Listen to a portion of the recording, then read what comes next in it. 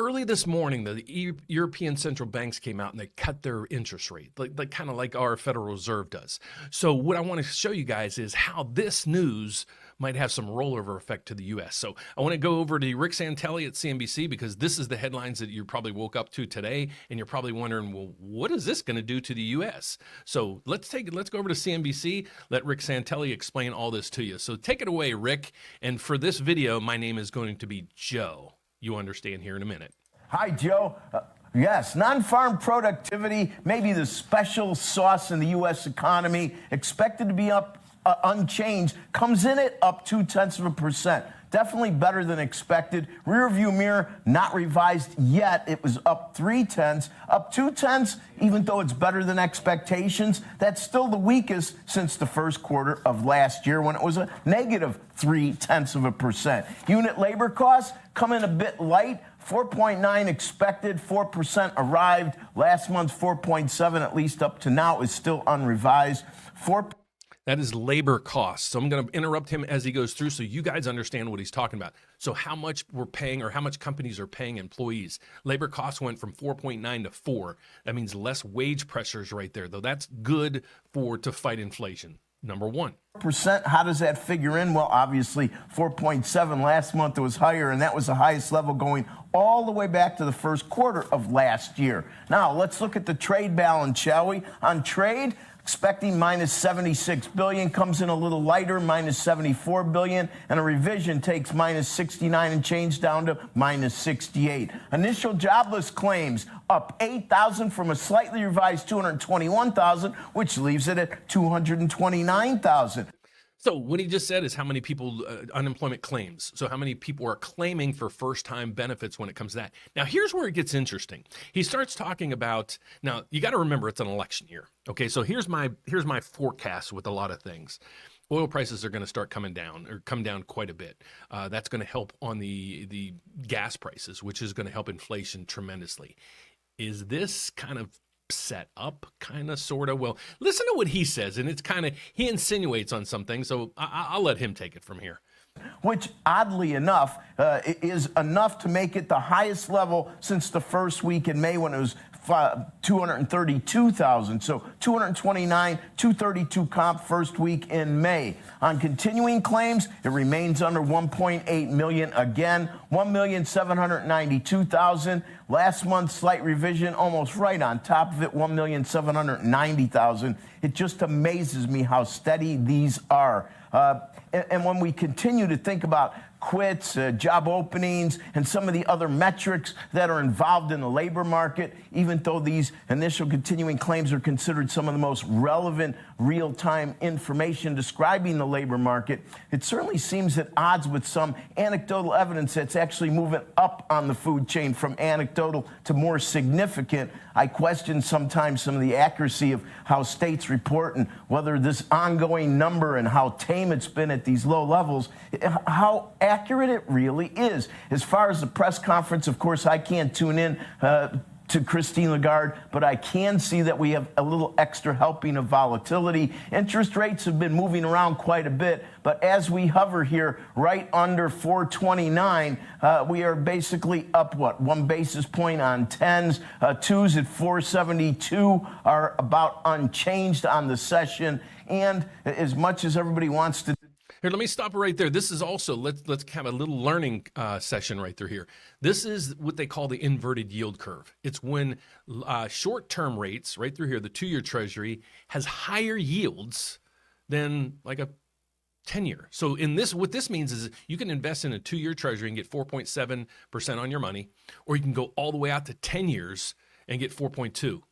Why would you do that? Well, you can lock in, this higher rate because they're expecting that's not going to be around for long. So I just want to understand. So when the short-term interest rates are higher than long-term interest rates, that's an inverted yield curve, which normally in most cases signals a recession. Just a little education there.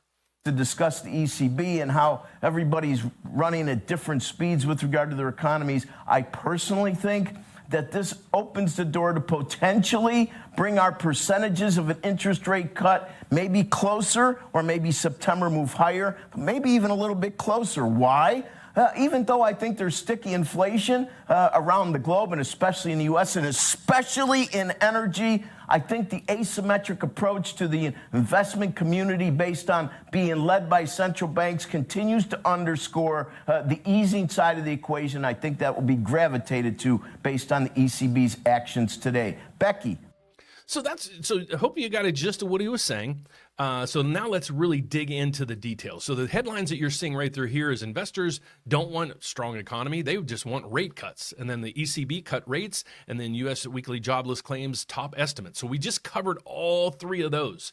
Let's go over down now to, let's take a summary of what's happened so far this week. So what I want you guys to understand is the Federal Reserve wants the economy to cool down. Okay, they want manufacturing to come down, jobs numbers, the number of people in jobs, that number come down, wages start to come down. Well, we just saw from Rick Santelli, he said wage costs went from 4.9 to 4. That's a good direction. And then now let's go through just a summary of this week. We have manufacturing just in general went from 50 to 51. Okay, so now what you really dig into is ISM manufacturing PMI, and then the prices of manufacturing went from 49 to 48. 60 to 57. So that means these are starting to come down, especially the prices, which is a good thing there. Job openings right through here. Previous was 8.35 million job openings. Now there's 8. So we just lost 350,000 job openings. Were just kind of gone away. Our company's expecting, a slowdown. I think that's what they're doing. Non-farm payroll changes. How many people got new jobs? Last reading was I think that I got to put on my glasses. I'm old. 188 went to it was expected to come in at 173. It went all the way down to 152. Okay, then you have the manufacturing numbers. And then today we have the initial jobless claims, 221 to 229. Nothing major there. When you add all this stuff up, it's actually causing, the European central banks are now cutting. Our economy's seeming to slow quite a bit down. What's the chances that the Federal Reserve will change at the next meeting? Well, what we do is we go to the CME Fed Watch tool, because Rick Santelli said, this might push up when the Federal Reserve cuts rates. Well, Fed's meeting next week in 6 days. What's the probability? I just blew it for you. You saw the chart down there. But what this is the likelihood the Federal Reserve will change the federal funds rate, right here, federal funds rate, at the next meeting, or when they're going to change it. So if you go down through here, you can actually hit probability. Currently, we're at 5.25 to 5.5 on the federal funds rate right through here. You can see that. So this is what's expected at this meeting. There's no chance they're going to cut. So no use even looking here. Now, here's where Rick Santelli was saying. Now, are they going to now are these numbers going to start to increase, saying, well, the cuts are most likely going to start right in this range here. Now, that's from Rick Santelli. I'm saying there's going to be 1 or 2 cuts. It will be right through here somewhere, but at least 1 cut right through this area through here. So that's what you're seeing there. Now, I posted a video yesterday, and I want you guys to understand what this is. So I thought I would get more clicks than this, but if you want, UWM, it's a huge mortgage company. They just came out with this promo saying they have a 0% down way to buy your house. Okay, what they're doing to you is they're giving you a first mortgage and a second mortgage. Okay, is it risky? Should you do it? You guys decide on that. But I put a substantial video together to inform you guys how all this works. But I do possibly, if you look through right behind my head, discover a smarter option. So we do, if you go to my website, what you're going to see right through here, you go to therateupdate.com, you're going to see a grant finder right there. The nice thing about our grants, you don't have to pay them back, okay? So you can get grants up to $7,500. Now, we have one coming out in the next 30 to 60 days for Illinois only, and it's a $10,000 grant, okay? But this, so far right now, we have this. All right, so what you do is you hit the grant finder and you go through here. This will take you probably 1 minute to figure out. And it'll tell you if you qualify for this program or not. So just think about it. If you got that program and it's got $7,500, most times when you're buying your first house, you don't need 20%, you don't need 15%, 10%, you need 3% when you're buying your first house. Okay, that's the guidelines, that's the rules. Is it the most prudent way to do it? You guys determine that. But if you could buy a house for $250,000 or less, and we give you basically 3% in that grant, that's your whole down payment. So there's more efficient ways to skin this cat than just that way. So that is my report for right now. So if you're interested in reaching out to me or my team, just go to therateupdate.com. Here's our website.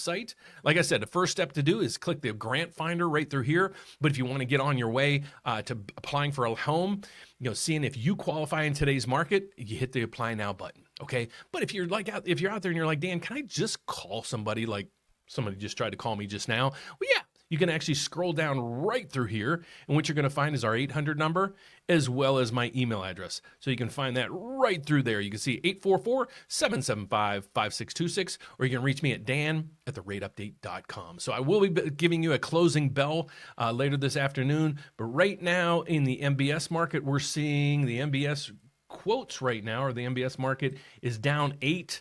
So there's nothing really going to transpire so far today when it comes to rates. So that's what you're seeing on the 30-year fixed right now. So that is my report for today. If you haven't subscribed yet and you like my channel, please do me one huge favor. Just subscribe right down there. You'll make my day.